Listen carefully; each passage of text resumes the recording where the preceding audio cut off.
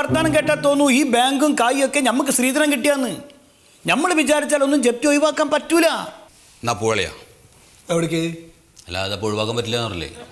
ഇതിനൊക്കെ മുകളിലും ആളുണ്ട്. ആ മുകളിലുള്ള ആളെ മാത്രം വിചാരിച്ചിട്ടാണ് ഞങ്ങൾ ഇവിടേക്ക് വന്നത്. അയാൾ വിചാരിച്ച ഒന്നും നടക്കൂല. അയാൾ ഭയങ്കര കർക്കശക്കാരനാണ്. ആര്? ദൈവോ? ദൈവോ? ഞാൻ സോണൽ മാനേജറെ കുറിച്ചാണ് പറയുന്നത്. അയാൾ വിചാരിച്ച ഒരു ചുക്കും നടക്കൂല ഇവിടെ. അയാളെന്ന് എനിക്കറിയില്ല. അതെ അളിയാ ഒന്നും മിണ്ടാണ്ടിരിക്കും. നിർത്തി. ഇതൊന്ന് എന്തെങ്കിലും ഒന്നാക്കട്ടെ സാറേ. സംഗതിയൊക്കെ ഇത്തിരി പരിങ്ങലാണ്.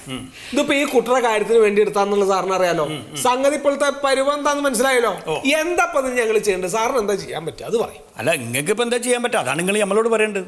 ഞാൻ പറയണതേ, ഇതിപ്പോ ഒരു മാസത്തേക്കൊന്ന് നീട്ടി കിട്ടാൻ സാറിന് എന്ത് ചെയ്ത് തരാൻ പറ്റും? ഒരു മാസം കഴിഞ്ഞാലോ? ഒരു മാസം കഴിഞ്ഞാൽ ആരെടുത്തടയ്ക്കും? എന്റെ കയ്യിലെടുത്ത് അടയ്ക്കാൻ പൈസ ഇല്ല. ഞാൻ പറഞ്ഞിട്ടുണ്ട് ആദ്യം. ഒരു 100 വട്ടം ഞാൻ പറഞ്ഞു കൊണ്ടരണ്ട. എന്തിനാ അമ്മ നിന്റെ കൂടെ എന്നെ ഇങ്ങോട്ട് വിട്ടേ? ഒറ്റ മിനിറ്റ്. നിങ്ങൾ ഈ അച്ഛനും മോളും ഇവിടെ കുത്തിരുന്ന അയാളൊന്ന് പിടിച്ച് പുറത്താക്കി. അച്ഛൻ അത് തന്നെയാണ്. ഒരമ്മാവനെ ഈ കുട്ടറ കൂടെ പറഞ്ഞു വിടണമെങ്കിൽ അതിന്റെ ഗതികേട് എന്താന്ന് സാറിന് ഇപ്പൊ മനസ്സിലായിട്ടാവല്ലോ. മനസ്സിലായി. അല്ലയാ, അതൊന്നും ഇപ്പൊ ഇവിടെ പറയണ്ട. വേണ്ടത്തെ കാര്യങ്ങൾ എന്താ നമ്മൾ പറയണത്? താന്നും ഉണ്ടായിരിക്കും. അതെ, എന്താ സാർ ഇപ്പൊ ഇതിന് ചെയ്യാൻ? അല്ല, ഇപ്പൊ മൂപ്പര് പറഞ്ഞതുപോലെ ഈ ഒരു മാസം കഴിഞ്ഞ് ഞങ്ങൾ എന്ത് കാട്ടും? അതിപ്പോ ഞങ്ങൾ വല്ല വട്ടിപ്പലിശക്ക് എടുത്ത് അടച്ചു എന്ന് വിചാരിക്കുക. ഇതാപ്പ നന്നായത്.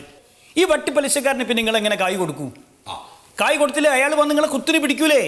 ഓര് വന്ന് നിങ്ങളെ വീടും കുടിയൊക്കെ ജപ്തി ചെയ്ത് കൊണ്ടുപോകും. പിന്നെ ഒരു കടത്തണ്ണെ പോലും നിങ്ങൾക്ക് കിടന്നുറങ്ങാൻ പറ്റൂല. ഇപ്പൊ സാറ് പറഞ്ഞതാണ് പോയിന്റ്. ഇത് ഞാൻ നിങ്ങളോട് വീട്ടിൽ നിന്ന് പറഞ്ഞു കഴിഞ്ഞപ്പോ നിങ്ങളാരും കേൾക്കാത്തത് എന്താ? അല്ല, ഇതിന്റെ ഇപ്പൊ ഈ ഉത്തരവാദിത്തം ആരാ? ഞാനാ? ഈ ഇവള് നമ്മുടെ കുട്ടി. ഇത് നമ്മുടെ കുട്ടിയാവണത്. ആ കുട്ടിക്ക് പഠിക്കാനുള്ള കാശില്ലാത്തോണ്ടല്ലോ താൻ ഇവിടുന്ന് ലോൺ എടുത്തേ അല്ലേ? മോളെ, കിട്ടുന്ന ശമ്പളത്തിന് ചെറിയൊരു വീതം ഇതിലേക്ക് അടച്ച കുലുമാല് വല്ലതും ഉണ്ടാവേനെയോ? സാറേ, അതിന് 2 വർഷം ആയുള്ളൂ ശമ്പളം കിട്ടാൻ തുടങ്ങിയിട്ട്. നിങ്ങളല്ലേ പറഞ്ഞ 4 വർഷമായിട്ട് ജോലി ചെയ്യാന്ന്. സാറേ, അത് 1 വർഷം ട്രെയിനിങ് എന്ന് പറഞ്ഞാൽ ഞാൻ ഹോസ്പിറ്റലിൽ കയറിയത്. 1 വർഷം കഴിഞ്ഞപ്പോൾ അവര് പറഞ്ഞു ട്രെയിനിങ് വിജയകരമായി പൂർത്തിയാക്കിയിട്ടില്ല എന്നും പറഞ്ഞു വീണ്ടും 1 വർഷം എന്നെ ട്രെയിനിങ് ആക്കി. ആ സമയത്ത് എനിക്ക് ആകെ 3000 രൂപയെ തന്നോണ്ടിരുന്നേ. എന്താ ട്രെയിനിങ്? എന്താണ്? എന്റെ കുട്ടി നേഴ്സിന്റെ പണി മാത്രം എടുത്താ പോരാ. അവിടെ ഡോക്ടർ പറയണ പണികളൊക്കെ എടുക്കണം. ഒരു ദിവസം ഞാൻ ടൗണിൽ നിൽക്കുക. അപ്പൊ ഉണ്ട് കായത്തിന്റെ സഞ്ചി തൂക്കി പിടിച്ചിട്ട് എന്റെ കുട്ടി ഇങ്ങനെ വരുന്നു. എന്താ കുട്ടി എന്താ ചോദിച്ചു. അപ്പൊ എന്താ കുട്ടി പറഞ്ഞറിയോ? ഇത് ഡോക്ടർക്ക് കോഴിമുട്ടൊക്കെ സാധനങ്ങൾ വാങ്ങിക്കാൻ പോവാന്ന്. എന്തിന്? ഉച്ചയ്ക്ക് ചോറിനാനേ ആശുപത്രിയിലേക്ക്. ആശുപത്രി? സാറേ, ഈ 3000 രൂപ എന്ന് പറഞ്ഞാൽ എനിക്ക് യാത്രാ ചെലവിന് പോലും തികയില്ല ഒരു മാസം. അതിന് ഞാൻ എങ്ങനെ അടയ്ക്കാനാ?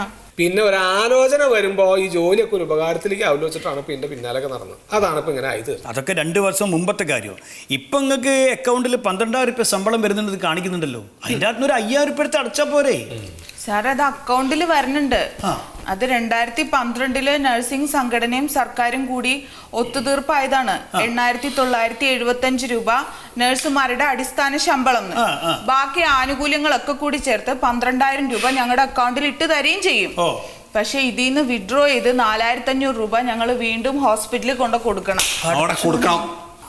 അങ്ങനെ കൊടുക്കുമ്പോ നമുക്കിപ്പോ അവർക്കെതിരെ കേസ് കൊടുക്കാൻ പറ്റുമോ? കേസ് കൊടുക്കാൻ പറ്റില്ല. കാരണം അക്കൗണ്ടിൽ 12,000 രൂപ വരികയാണല്ലോ.